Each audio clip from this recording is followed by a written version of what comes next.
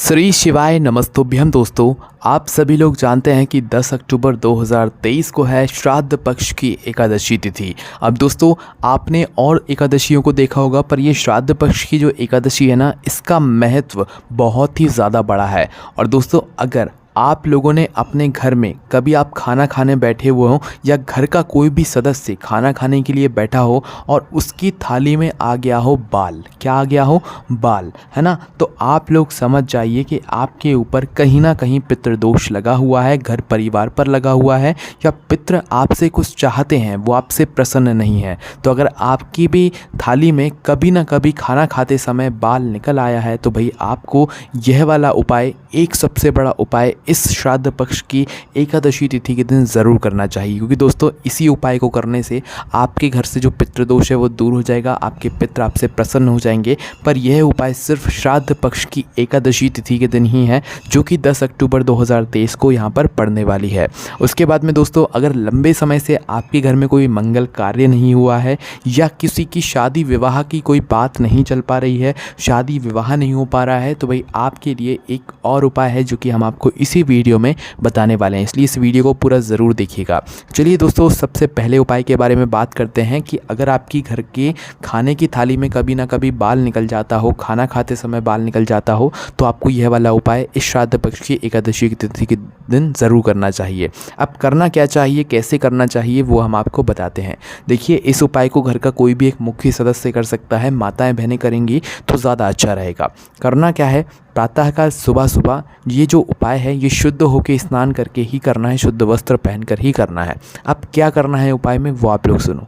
देखो इस उपाय में सबसे पहली चीज़ जो आपको आवश्यकता होगी वो होगी एक पीपल के पत्ते की। कौन से पत्ते की? एक पीपल के पत्ते की, है ना।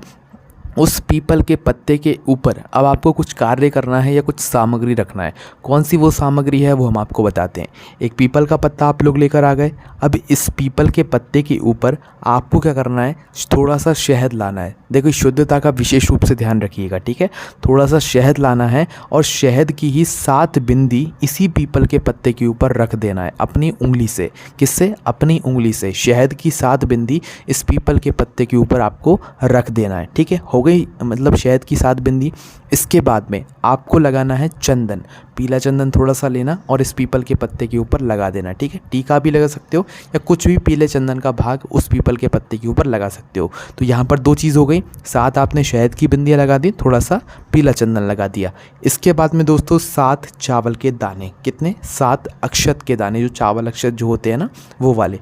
ये 7 जो चावल के दाने आप लोग लोगे सफ़ेद वाले, इनमें से एक भी दाना टूटा हुआ नहीं होना चाहिए। तो 7 चावल के दाने लेकर इसी पीपल के पत्ते के ऊपर आप लोग रख लेना। उसके बाद में दोस्तों एक जौ आप लोग जानते हैं ना, जो गेहूं की होती है, मतलब जौ पूरी होती है वो, जो कि आपको पूजन वाले कार्यों में आसानी से मतलब प्राप्त हो जाती है। तो आपको एक जौ लेनी है, मात्र एक जौ, ठीक है। एक से ज़्यादा भी ले सकते हो, 7 ले सकते हो, पर एक जौ आप लोग लेना और इस पीपल के पत्ते के ऊपर आप लोग बिल्कुल बीचों बीच ये सभी चीज़ें रख देना, ठीक है। उसके बाद में दोस्तों आखिरी में आपको क्या करना है, थोड़ी सी काली तिल लेना है। अब काली तिल कोई गिन के नहीं लेना है, थोड़ी सी लेना है, ठीक है। जितनी थोड़ी सी आ जाए, थोड़ी सी काली तिल लेना है, पूजन वाली काली तिल। उस काली तिल को भी आपको पीपल के पत्ते के ऊपर बिल्कुल बीचों बीच रख देना है, ठीक है। तो ये सभी सामग्री आपने रख दी। कितनी चीज़ रखी? सबसे पहले आपने एक पीपल का पत्ता लिया, उस पीपल के पत्ते के ऊपर 7 शहद की बिंदी लगाई, उसके ऊपर चंदन लगाया, 7 चावल के दाने आपने उस पर रखे, आखा चावल के दाने अक्षत के, जो कि टूटे हुए नहीं हैं, है ना।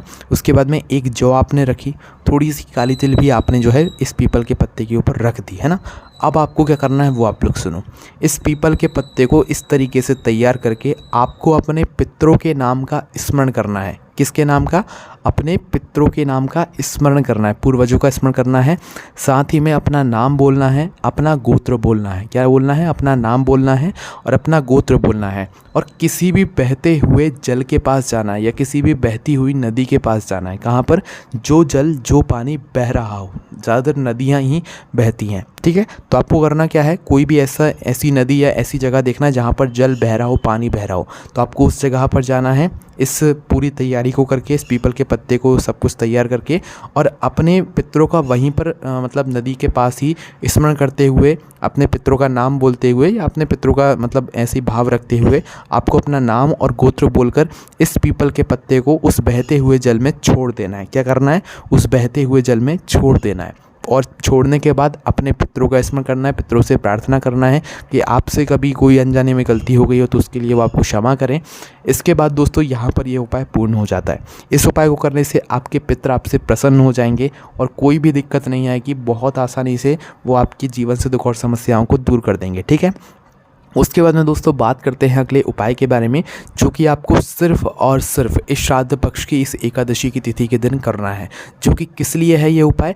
आपके पितरों की शांति के लिए, आपके पितरों का आशीर्वाद प्राप्त करने के लिए, है ना। और साथ ही में अगर घर में किसी का मंगल विवाह नहीं हो पा रहा है या मंगल कार्य नहीं हो पा रहा है तो भी आपको यह वाला उपाय ज़रूर करना चाहिए, है ना। अब इस उपाय में क्या करना है वो आप लोग ध्यान से सुनो। देखो, इस उपाय में आपको करना ये है कि 1 लोटा जल लेना है। क्या लेना है? 1 लोटा जल लेना है।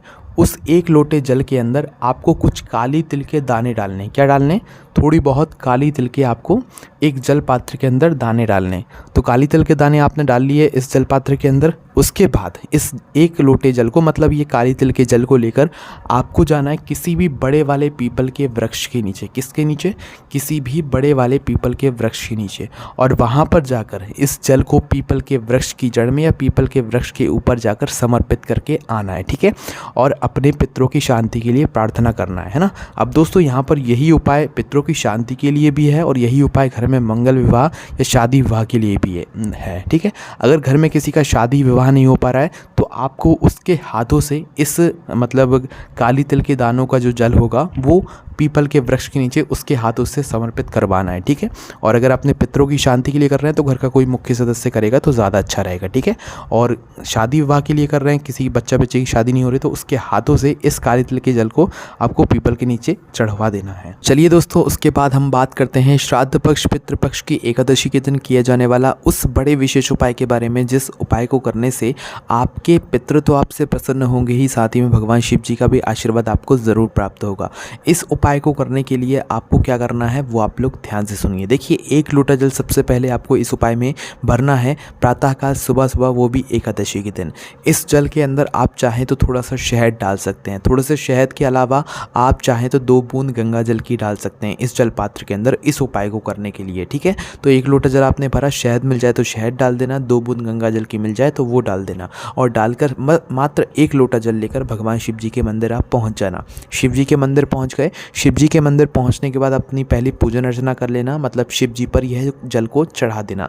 एक धारा से धीरे धीरे करके शिव जी पर जल चढ़ा देना, या इसके अलावा जो भी आपकी पूजन अर्चना हो वो कर लेना। उसके बाद में बैठ जाना भगवान शिव जी के सामने या आसपास, और सामने या आसपास बैठकर मात्र इस नाम को 3 बार बोल देना। दोस्तों, पितृपक्ष श्राद्ध पक्ष की एकादशी है, अपने हाथ से ये मौका तो मत जाने देना। वो नाम है दोस्तों स्वधा। स्वधा नाम को आंखें बंद करके हाथ जोड़कर शिव जी के सामने अपनी पूजन अर्चना कर कर शिव जी पर जल चढ़ाकर मात्र 3 बार बोल देना कुछ इस प्रकार से, स्वधा स्वधा स्वधा। और यह नाम बोलकर भगवान से प्रार्थना कर लेना अपने पितरों के लिए, और भगवान से अपने लिए आशीर्वाद भी प्राप्त ज़रूर कर लेना। ठीक है, उसके बाद में दोस्तों, अगर आप लोगों के घर में कुछ ऐसी समस्या है कि आप लोग 100 रुपये कमाते हो और 200 रुपये खर्च होता है, उदाहरण के लिए आप लोग समझना, आप जितना पैसा कमाते हो उससे डबल आपका खर्च हो जाता है, तो दोस्तों यह वाला उपाय इस श्राद्ध पक्ष की एकादशी के दिन आप लोगों को ज़रूर करना चाहिए, क्योंकि इस उपाय को करने के बाद आपके घर में पैसा रुकना चालू हो जाएगा। अब उपाय में क्या करना है वो आप लोग ध्यान से सुनो। देखो, इस उपाय को आपको प्रातःकाल सुबह सुबह करना है, और इस उपाय को करने के लिए आपके घर में गंगा जल उपस्थित होना चाहिए। कौन सा जल? गंगा जल, है ना। तो आपको करना क्या है, एक पात्र लेना है, उस पात्र के अंदर गंगा जल भरना है, सिर्फ गंगा जल भरना है, इसके अलावा कोई और जल नहीं भरना है। ठीक है, तो आपने अपने पात्र के अंदर गंगा जल भरा। गंगा जल भरने के बाद दोस्तों, इसी गंगा जल के अंदर आपको डालनी है 7 बेलपत्री। कितनी? 7 बेलपत्री आपको इसी गंगा जल के अंदर अपने पात्र के अंदर डाल लेनी है। ठीक है, सात बेलपत्री अपने इस पात्र में डालने के बाद इस जल को लेकर आपको जाना है भगवान शिव जी के मंदिर में, वो भी प्रातःकाल सुबह सुबह। किस दिन? इस श्राद्ध पक्ष पितृपक्ष की एकादशी के दिन। तो भगवान शिव जी के मंदिर जैसे ही आप लोग पहुंचते हैं तो यहाँ पर आपको इस बात का ध्यान रखना है कि इस जल को लेकर सीधा आपको भगवान शिव जी के पास में नहीं जाना है। भगवान शिव जी के सामने जो नंदिया वो बैठे हुए होते हैं, सबसे पहले आपको इस जल पात्र को लेकर नंदिया बाबा के पास में आकर रुक जाना है। ठीक है, नंदिया बाबा के पास में जैसे ही आप लोग रुकोगे तो आपको क्या करना है कि जो आपने अपने जल पात्र के अंदर गंगा का जल भरा हुआ है, 7 बेलपत्री भी है, गंगा का जल है, 2 चीज़ें हैं। ठीक है, तो आपको करना क्या है, नंदी बाबा के दोनों चरणों पे आपको सिर्फ गंगा जल को समर्पित करना है। जो 7 बेलपत्री हैं उन्हें वहीं के वहीं बचाकर अपने लोटे में रख लेना है। सिर्फ गंगा जल पूरा नंदी बाबा के सिर्फ चरणों में समर्पित कर दो, दोनों चरणों में समर्पित कर दो। पूरा गंगा जल समर्पित करने के बाद 7 बेलपत्री बचेंगी, उन्हें लेकर आ जाओ आप भगवान शिव जी के पास में। भगवान शिव जी के पास में आने के बाद आपकी जो ये 7 बेलपत्री है ना, इनको एक एक करके भगवान शिव जी पर चढ़ा दो। जैसे ही आपकी 7 बेलपत्र चढ़ जाएं, उसके बाद में भगवान से हाथ जोड़ के प्रार्थना करो कि आपके घर में जो पैसा है वो रुकता नहीं है, वो टिकता नहीं है, घर में धन की समस्या चल रही है। ऐसी प्रार्थना करते हुए आप अपने घर पर आ जाओ। इस उपाय को इस श्राद्ध पक्ष की एकादशी के दिन करने से आपके घर में जो भी धन से जुड़ी हुई समस्या होगी, पैसा रुकता नहीं होगा, पैसा कमाते हो तो वो खर्च हो जाता होगा, तो ये सारी दिक्कत समस्याएं दूर हो जाएंगी। ठीक है, तो ज़रूर करके देखिएगा। उसके बाद में दोस्तों, श्राद्ध पक्ष की एकादशी के दिन अगर आप लोग यह एक छोटा सा उपाय और कर लेते हो ना, तो आपके पितृ आपसे वैसे ही प्रसन्न हो जाएंगे। तो इस उपाय में आपको क्या करना है वो आप लोग ध्यान से सुनो। देखो, जहाँ पर हरी घास उग रही हो ना, वहाँ पर आपको जाना है। कहाँ पर? जहाँ पर हरी घास उग रही हो, और अपने हाथों से हरी घास आपको उखाड़ना है। ठीक है, मतलब तोड़ना है, किसी का सहारा नहीं लेना है हरी घास को काटने के लिए। तो थोड़ी सी हरी घास, थोड़ी ज़्यादा मात्रा में भी ले आओगे तो ज़्यादा अच्छा रहेगा। तो थोड़ी हरी घास अपने हाथों से उखाड़ कर आप किसी गौ माता को इस श्राद्ध पक्ष की एकादशी के दिन खिला देना। क्या खिला देना? श्राद्ध पक्ष की एकादशी के दिन अपने हाथ से तोड़ी हुई घास किसी भी गौ माता को खिला देना और अपने पितरों का स्मरण कर लेना। उस गाय का मुख अगर दक्षिण दिशा की तरफ होगा तो और ज़्यादा बेहतर होगा, जब आप इस चारे को या इस घास को गाय को खिला रहे होंगे। ठीक है, आपके पितृ आपसे प्रसन्न हो जाएंगे। आपको कोई और उपाय करने की ज़रूरत नहीं है इस उपाय को करने के बाद। तो दोस्तों, ये कुछ विशेष उपाय थे जो कि आप लोग इस श्राद्ध पक्ष की एकादशी के दिन कर सकते हैं। आपको कोई भी दिक्कत समझ, ओम नमः शिवाय, जय भोले आबा, श्री शिवाय, नमस्तुभ्यम।